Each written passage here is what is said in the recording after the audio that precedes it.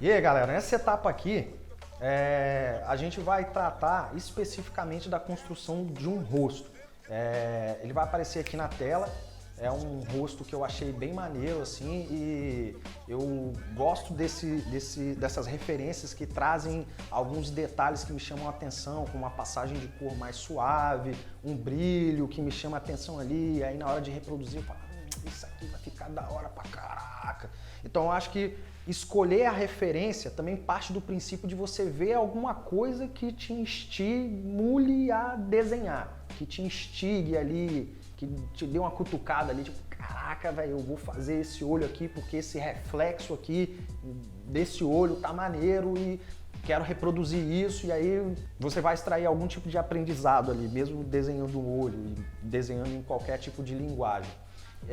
A referência, eu tentei aí me ater a no máximo 12 cores, embora na minha percepção tenha muito mais de 12 cores ali na referência, mas eu tentei me ater a essa quantidade para manter o número do material bem reduzido, algo bem compacto ali, e vai ser maneiro que vocês vão poder observar que dá para extrair um resultado bacana sem que você tenha que ter aí 50 latas de spray para você desenvolver um bom trabalho.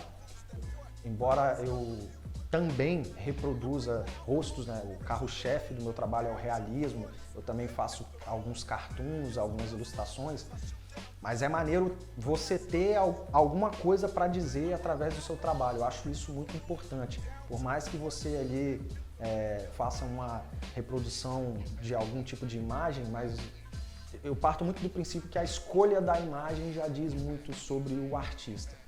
Essa obra aqui, por exemplo, a minha referência fotográfica, ela me chamou a atenção principalmente por esses brilhos mais localizados assim na região da boca, esses brilhos aqui em cima da pálpebra, essa sombra projetada do nariz, aqui do lábio inferior.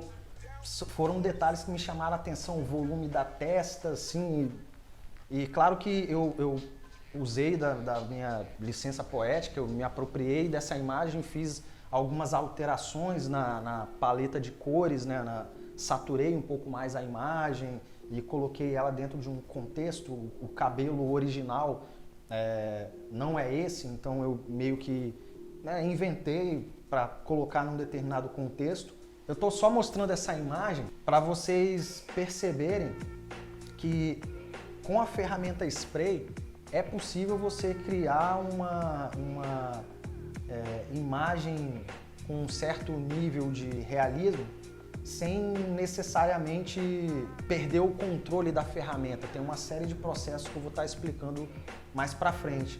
E caso você esteja olhando para essa figura e pensando assim, pô, eu vou ter que dispor de 20, 30 latas para fazer um trabalho nesse nível de cores, você pode trabalhar com alguma coisa monocromática. Tiagão, faz favor, joga aquela tela para mim. Ó, essa tela aqui, por exemplo, eu pintei ela toda em escala de laranja e ela é uma tela menor do que a tela que eu mostrei inicialmente. E eu fiz ela monocromática, então eu pensei e raciocinei o aspecto de cores dela somente com uma variação de paleta de cores, que é do laranja. E aí do laranja eu fui deflagrando ele para outras tonalidades para criar essa relação de luz e de sombra. Joguei um pouquinho de amarelo em algumas partes para dar mais saturação ainda. E utilizei de algumas técnicas, de alguns macetes assim de máscara para criar alguns detalhes mais finos, mais requintados, enfim, tudo isso eu vou estar passando aí daqui a pouquinho. Fica com nós.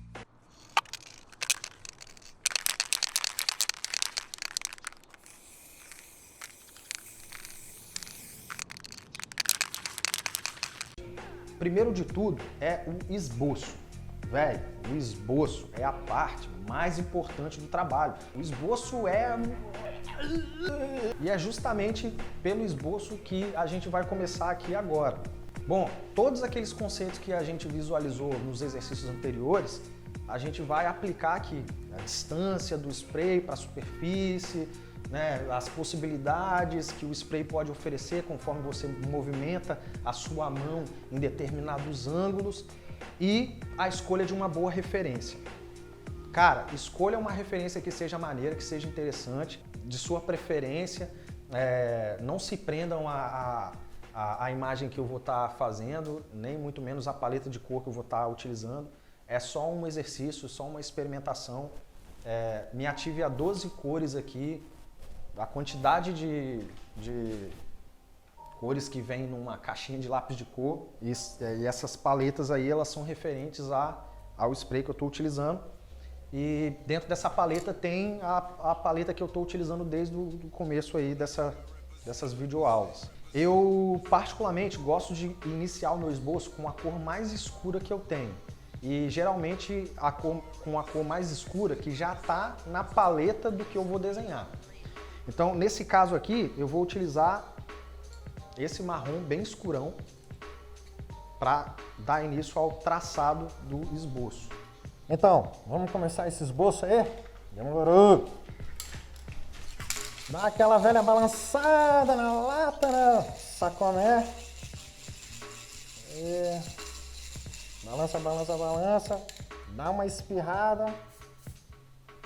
Aquela velha dica, né? Sempre que for colocar o cap na lata, se certifique de que o cap está virado para a direção contrária do seu rosto. Bom, eu não utilizo técnicas de enquadramento, de dividir aqui em grades para poder ajustar o meu trabalho à tela, né? Para poder ajustar o esboço. Eu particularmente faço tudo no olhômetro. Então, se você tiver algum tipo de dificuldade para esboçar, utilize a grade. Hoje em dia tem até aplicativos de celular que te auxilia na construção do esboço do seu desenho. Então, existem inúmeras possibilidades aí de iniciar o esboço. Eu já gosto de ir no olho, mas assim, não se prenda, não se limita a nada, sacou? Ninguém tem que provar nada para ninguém. Se você tiver aí um data show, um projetor, cara, bota o projetor, faz o esboço. Se você quiser riscar com lápis antes para depois vir com spray por cima também não tem problema, sacou? O que importa é o resultado.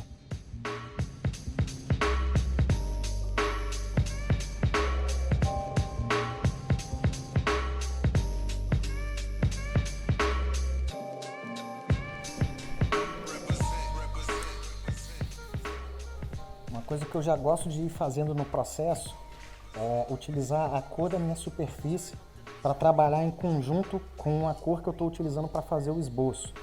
Então, por exemplo, eu já quero enquadrar esse olho aqui do jeito que está na minha referência. E às vezes o spray sai um traço um pouco grosso. No caso aqui eu estou utilizando o banana, não estou utilizando o level 1. Então eu pego, por exemplo, aqui a superfície é branca, mas se fosse outra cor eu utilizaria outra cor. A superfície é branca, eu uso o spray branco para fazer o recorte já na hora do esboço. Então eu já vou meio que deixando anatomicamente do jeito que eu quero.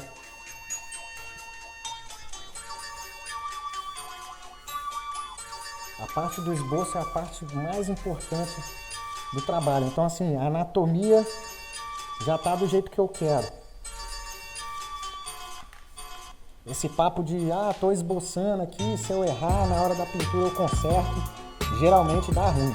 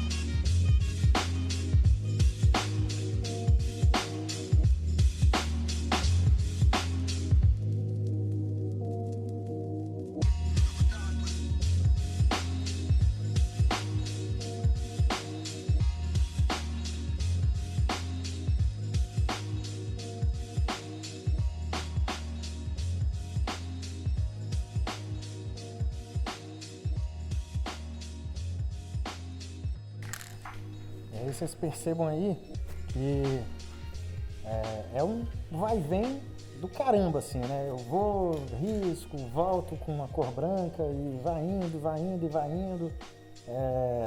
Para o meu caso específico, é um processo um pouco mais demorado, mas é porque eu gosto de dar muita atenção no esboço.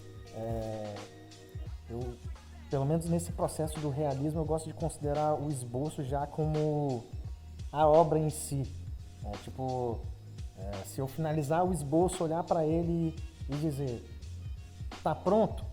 Beleza. O esboço em si já se configura como uma obra. Eu gosto de dar essa gastada mesmo, assim.